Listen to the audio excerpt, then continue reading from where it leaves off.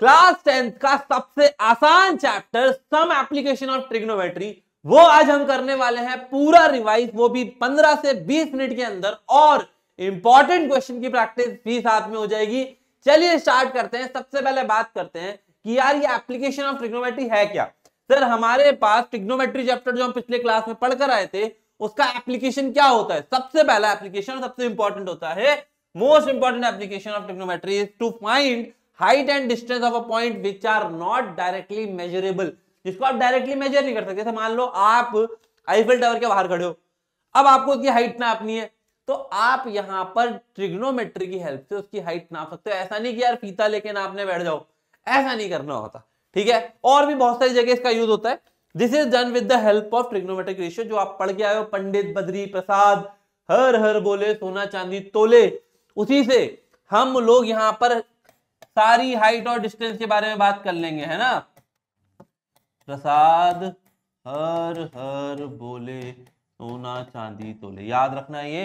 और trigonometry table याद रखनी है यार, मैंने पिछले लेक्चर में बताया कैसे ट्रिग्नोमेट्री टेबल को आप 1 मिनट में बना सकते हो, ठीक है। चलिए तो स्टार्ट करते हैं। सबसे पहले कि यार ये एक बंदा बैठा हुआ है, यहां से ये ऊपर इस चिड़िया को देख रहा है, देखो, है ना, और यहां से नीचे को देख रहा है, दिखाई दे रहा है सबको।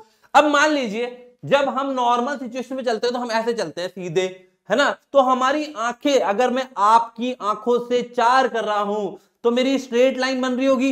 मैं ऐसे तो 4 नहीं करूंगा, या ऐसे नहीं करूंगा, मैं कैसे देखूंगा आपको, एक स्ट्रेट लाइन में देखूंगा, ठीक है। लेकिन मान लीजिए जब हमें गर्दन को ऊपर या नीचे घुमाना पड़ जाए, लेट सपोज मैं यहां खड़ा हूं, मुझे चिड़िया को देखना है, मैं ऊपर देखूंगा, जैसे ये खड़ा है ना, हमारा सस्ता सुपरमैन है ये, तो ये ऊपर की तरफ देख रहा है, तो इसको कहते हैं, आपकी गर्दन जो घूमी है उसको कहते हैं एंगल ऑफ एलिवेशन। वहीं अगर ये नीचे की ओर देख रहा है, मान लीजिए बोट नीचे है, इसकी कुछ हाइट से नीचे है, तब गर्दन नीचे घुमाई, तो इसको कहते हैं angle of depression. For example आप पतंग उड़ा रहे हो मान लो छत पे, ठीक है। अब आपके पिताजी आए तो आपने क्या कहा, गर्दन को नीचे घुमाया, तो एंगल ऑफ डिप्रेशन। और पिताजी ने जब आते हुए आपको ऊपर देख लिया, किसको मैं बताता हूं आज, है ना, तो इसको कहते हैं एंगल ऑफ एलिवेशन। गर्दन कहां घुमाई पिताजी ने, ऊपर की ओर, ठीक है। तो यार यही चीज है एंगल ऑफ डिप्रेशन, मतलब नीचे गर्दन घुमाना, और एंगल एलिवेशन मतलब ऊपर घुमाना, लेकिन किसके रिस्पेक्ट में, हॉरिजॉन्टल लाइन के रेफरेंस में। मैं भी ऐसे देख रहा हूं, मैंने गर्दन नीचे घुमाई डिप्रेशन, मैंने गर्दन ऊपर घुमाई, तो इस लाइन के रिस्पेक्ट में मेरा एंगल ऑफ एलिवेशन आ जाएगा, ठीक है। अब बात करते हैं, the angle of elevation as well as the angle of depression are measured with reference to the horizontal line, ये मैंने बता ही दिया आपको। दूसरी चीज, all object such as tower, line, mountain या trees and mountains shall be consider a linear for mathematical convenience. हमें क्या करना है, मान लो पेड़ बोला है तो ऐसे लाइन बना ली, बिल्डिंग होनी है तो लाइन बना ली, ट्री बोला है, कुछ और बोला है, माउंटेन बोला है, तो इसको लाइन के फॉर्म में रिप्रेजेंट करेंगे, ठीक है। Next, the height of the observer neglect if not given in the problem. Question में अगर बच्चे या बंदे की हाइट नहीं दी है तो उसको 0 मानेंगे। अभी हम ऐसे क्वेश्चन करने वाले हैं जिसमें एक बार हाइट 0 मानेंगे, एक बार हाइट दी होगी। और दूसरी चीज, angle of depression as well as seen from P as seen from the O is equal to the angle of elevation of O as seen from the P। मतलब जब हमने बात करी कि आप पतंग उड़ा रहे थे, तो आपने पिताजी के लिए क्या करा, गर्दन नीचे घुमाई, तो ये एंगल डिप्रेशन, और पिताजी ने ऊपर की तरफ घुमाई, तो वो एंगल ऑफ एलिवेशन। जैसे फॉर एग्जांपल मान लीजिए यहां पर आप पतंग उड़ा रहे हो, यहां पे पिताजी, P फॉर पापा, है ना, यहां से तुम ऑब्जेक्ट, अब पापा ने ऊपर देखा तो ये एंगल ऑफ एलिवेशन, और तुमने जब नीचे देखा तो एंगल ऑफ डिप्रेशन हो गया, तो पैरेलल लाइन है, तो ये दोनों क्या हो गया, ऑल्टरनेट इंटीरियर एंगल, तो ये दोनों ही इक्वल होने वाले हैं। क्लियर है। चलिए आगे बात करते हैं सर।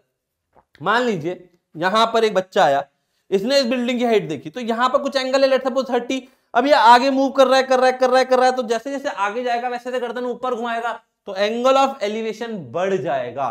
तो हम बोल सकते हैं the angle of elevation increase as the observer move towards the object। Simple सी बात है। पापा जब कार लेके आ रहे थे तो पहले तो आपको ऐसे देख रहे थे, जब आपके और पास आएंगे तो गर्दन ऐसे घुमाएंगे तो एंगल ऑफ एलिवेशन बढ़ जाएगा। वहीं अगर हम बात करें डिप्रेशन में, मान लीजिए आप यहाँ खड़े हो, पिताजी जा रहे हैं, सुबह सुबह का टाइम है ना, जा रहे हैं सर, तो आपको तो मजे मजे, आपने ऊपर से देखा, अभी आपने अपनी लाइन से थोड़ी गर्दन घुमाई, और वो जो गर्दन आपने घुमाई वो गर्दन का एंगल 60 डिग्री आ रहा है, लेट्स सपोज। अब कार चली चली चली चली थोड़ी दूर आई, तो क्या होगा, एंगल ऑफ डिप्रेशन कम हो जाएगा। यही होगा, रियल लाइफ में भी आप छत पे जाके देख सकते हो, ऐसा होगा। ठीक है, तो ये सारे इंपॉर्टेंट पॉइंट्स आपको नोट कर लेने और आपके काम आने वाले हैं एग्जाम पॉइंट ऑफ व्यू से। ठीक है, चलिए तो एग्जांपल समझते हैं कैसे क्वेश्चन आते हैं। पहला क्वेश्चन है आपकी एनसीईआरटी का एग्जांपल नंबर 1 है, अ tower stand vertically on a ground, है ना, एक टावर है जो ग्राउंड पर वर्टिकली खड़ा हुआ है। ठीक है, लिख लो, from a point on the ground, कोई पॉइंट है ग्राउंड पर ही, है ना, कोई पॉइंट है ग्राउंड पर ही, which is 15 metre away, 15 metre away, 15 metre की दूरी है यहां से यहां तक, from the foot of the tower, the angle of elevation of the top of the tower is found to be 60। यहां से हमने इसको देखा तो ये एंगल 60 डिग्री पाया गया। तो आपसे पूछा है हाइट ऑफ टावर निकालना है, तो देखो बहुत सिंपल सी चीज है, आप बोलोगे let's suppose this is a triangle A B C, तो ट्रायंगल ए बी सी में आप देख सकते हो टेन थीटा क्या होगा, यही है ना थीटा, तो आप बोलोगे परपेंडिकुलर मतलब A B upon B C, तो आपने बोला टेन थीटा बोले तो टेन 60 डिग्री। अब आपको यहां वैल्यूज याद होनी चाहिए, अगर वैल्यूज याद नहीं है तो देखो कोई मतलब नहीं है फिर तो पढ़ाई करने का। ठीक है, वैल्यू सबको याद कर लेनी है। ठीक है, ए बी की वैल्यू नहीं पता, ए बी की वैल्यू नहीं पता ना, परपेंडिकुलर की वैल्यू नहीं पता, और बेस की वैल्यू हमें पता है, बेस क्या है, बेस क्या है, बेस है 15, तो ये होता है √3 is equal to A B upon 15, इसको क्रॉस मल्टीप्लाई करेंगे तो आपके पास ए बी की लेंथ आ जाएगी 15√3 मीटर।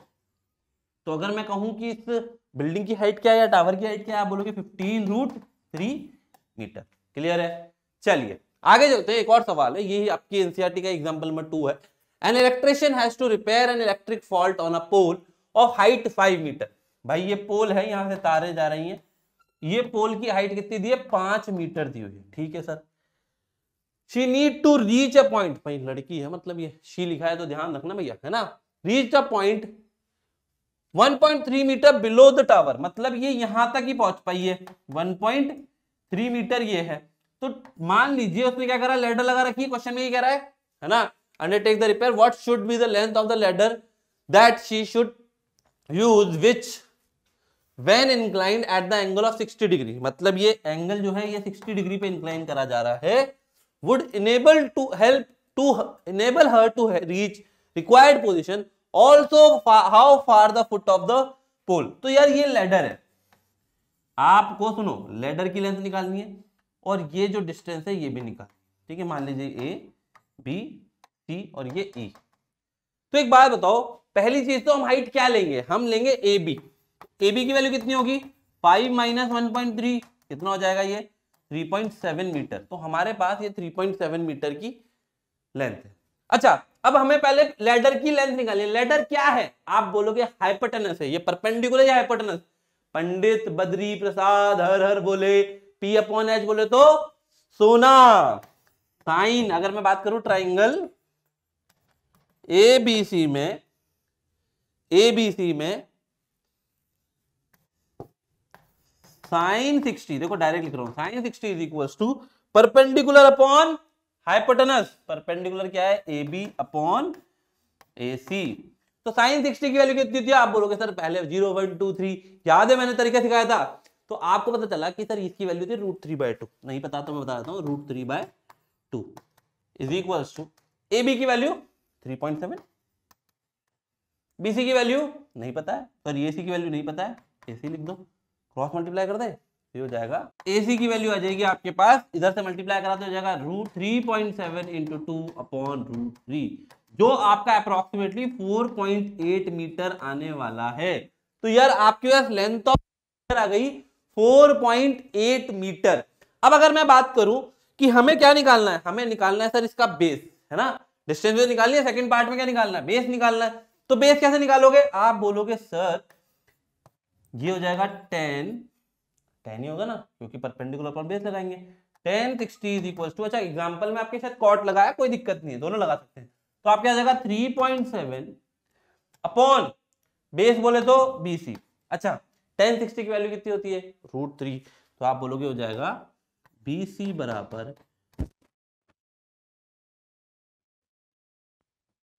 जो कि इसका आधे आने वाला है, इसका आधे आना ना, अराउंड राउंड आएगा 2.14 के आसपास आपका आंसर आ जाएगा।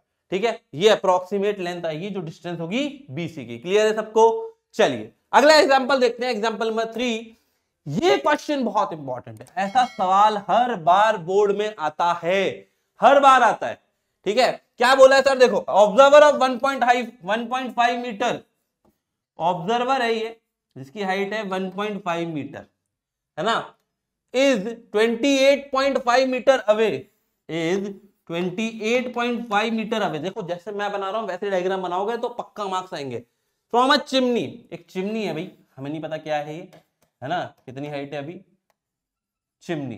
The angle of elevation of the top of the chimney from her eyes, from her eyes is 45। अब समझो फ्रॉम हर आईज मतलब इतनी हाइट पर, मान लो मैं 1.5 को तो यहां तक है, तो ये 1.5 को हटाना पड़ेगा ना, तो यार ये हाइट जो है यहां से नापी जाएगी।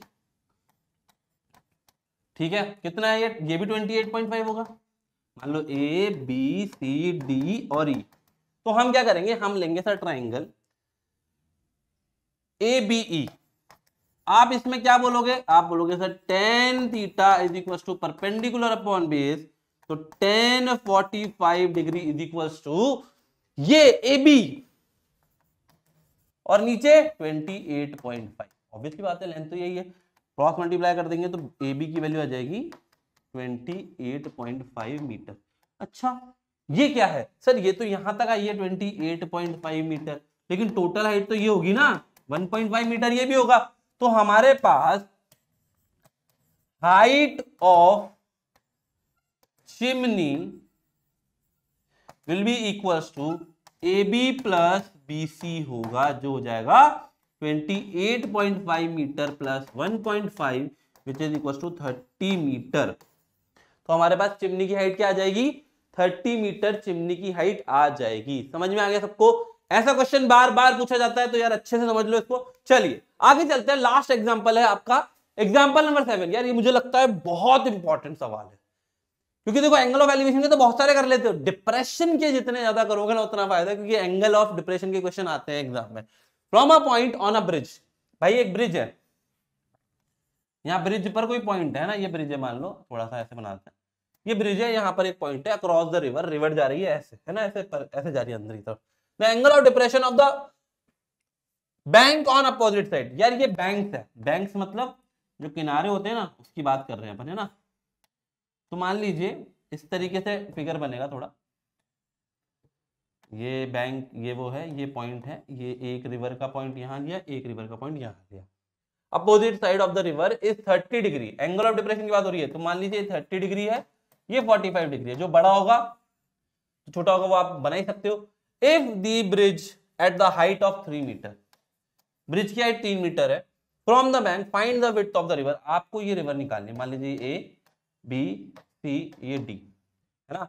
अब एक बात बताओ, ये एंगल कितना होगा? आप बोलोगे सर ये पैरेलल लाइन है, ऑब्वियसली पैरेलल ही होंगी, तो आप बोलोगे ये एंगल 30 तो ये 30, ये 45 तो ये 45, हो गया काम हमारा।